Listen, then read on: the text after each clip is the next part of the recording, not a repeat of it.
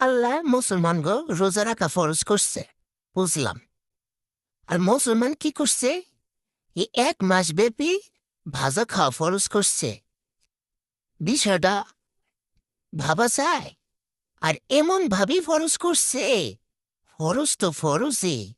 আর ঘরে যদি একদিন ইফতারি না বানায়, তাহলে জামাই ঘরে কিয়ামত করে দেবে।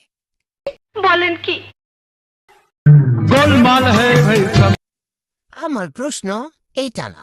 আমার প্রশ্ন হইল গিয়া, এই ইফতারের আইটেম ভাজা পোড়া এটা আবিষ্কার করছে কেডা? ওই হালারে যদি পাইতাম, তাহলে মনের দুঃখটা কইতাম।